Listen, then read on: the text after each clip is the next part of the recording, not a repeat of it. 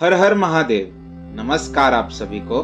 मैं हार्दिक आप सभी का स्वागत करता हूँ हमारे इस YouTube चैनल पर जिसका नाम है धर्म रक्षणा। अनंत काल से सनातन धर्म अपने इतिहास और उसकी विशेषताओं के लिए जग प्रसिद्ध है। हम आपके लिए सनातन धर्म से जुड़े साहित्य, विज्ञान, देवी देवताओं के महात्म्य और अन्य शास्त्र जो हमारे ऋषि मुनि द्वारा रचित अथवा लिखित है उनकी सारी जानकारी आपके लिए यहाँ प्रस्तुत करेंगे। इस कलयुग में हर एक तक हमारे प्राचीन ग्रंथ, वेद, पुराण, उपनिषद और अन्य साहित्यों के विषय में रोचक जानकारी हम आप सभी के लिए यहाँ प्रस्तुत करेंगे। आशा करते हैं हमें आपका सकारात्मक प्रतिसाद मिलता रहेगा। हर हर महादेव। श्री रुद्र संहिता तृतीय खंड 17वां अध्याय। कामदेव का शिव को मोहने के लिए प्रस्थान। ब्रह्मा जी बोले, नारद, स्वर्ग में सब देवता मिलकर सलाह करने लगे कि किस प्रकार से भगवान रुद्र काम से सम्मोहित हो सकते हैं। शिव जी किस प्रकार पार्वती जी का पाणी ग्रहण करेंगे। यह सब सोचकर देवराज इंद्र ने कामदेव को याद किया। कामदेव तुरंत ही वहां पहुंच गए।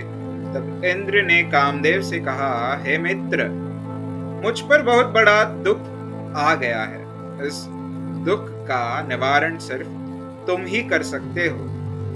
हे काम, जिस प्रकार वीर की परीक्षा रणभूमि में स्त्रियों के कुल की परीक्षा पति के असमर्थ हो जाने पर होती है, उसी प्रकार सच्चे मित्र की परीक्षा विपत्ति काल में ही होती है।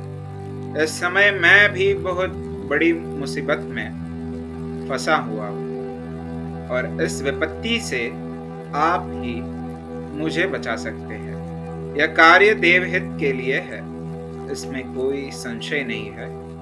देवराज इंद्र की बातें सुनकर कामदेव मुस्कुराए और बोले, हे देवराज, इस संसार में कौन मित्र है और कौन शत्रु, यह तो वाकई देखने की वस्तु है। इसे कहकर कोई लाभ नहीं है। देवराज, मैं आपका मित्र हूँ और आपकी सहायता करने की पूरी कोशिश अवश्य ही करूंगा। इंद्रदेव, जिसने आपके पद और राज्य को छीनकर आपको परेशान किया है, मैं उसे दंड देने के लिए आपकी हर संभव मदद अवश्य करूंगा। अतः जो कार्य मेरे योग्य है, मुझे अवश्य बताइए। कामदेव के इस कथन को सुनकर इंद्रदेव बड़े प्रसन्न हुए और उनसे बोले, हे तात, मैं जो कार्य करना चाहता हूँ उसे सिर्फ आप ही पूरा कर सकते हैं। आपके अतिरिक्त कोई भी उस कार्य को करने के विषय में सोच भी नहीं सकता। तारक नाम का एक प्रसिद्ध दैत्य है। तारक ने ब्रह्मा जी की घोर तपस्या करके वरदान प्राप्त किया है। तारक अजय हो गया है। अब वह पूर्णतः निश्चित होकर पूरे संसार को कष्ट दे रहा है। वह धर्म का नाश करने को आतुर है। उसने सभी देवी देवताओं और ऋषि मुनियों को दुखी कर रखा है। हम देवताओं ने उससे युद्ध किया, परंतु उस पर शस्त्र अस्त्र का कोई भी प्रभाव नहीं पड़ा।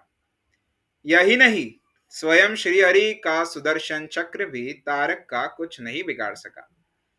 मित्र, भगवान शिव के वीर्य से उत्पन्न हुआ बालक ही तारकासुर का वध कर सकता है। अतः तुम्हें भगवान शिव के हृदय में आस्तिक पैदा करनी है। भगवान शंकर इस समय हिमालय पर्वत पर तपस्या कर रहे हैं और देवी पार्वती अपनी सखियों के साथ मिलकर महादेव जी की सेवा कर रही है।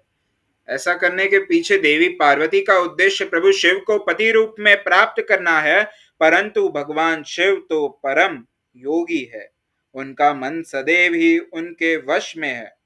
हे कामदेव, आप कुछ ऐसा उपाय करें कि भगवान शंकर के हृदय में पार्वती का निवास हो जाए और वे उन्हें अपनी प्राण वल्लभा बना सके और पाणी ग्रहण कर ले। आप कुछ ऐसा कार्य करें जिससे देवताओं के सभी कष्ट दूर हो जाए और हम सभी को तारकासुर नामक दैत्य से हमेशा के लिए छुटकारा मिल जाए। यदि कामदेव आप ऐसा करने में सफल हो जाएंगे तो हम सभी आपके सदैव आभारी रहेंगे। ब्रह्मा जी बोले, नारद, देवराज इंद्र के कथन को सुनकर कामदेव का मुख प्रसन्नता से खिल गया।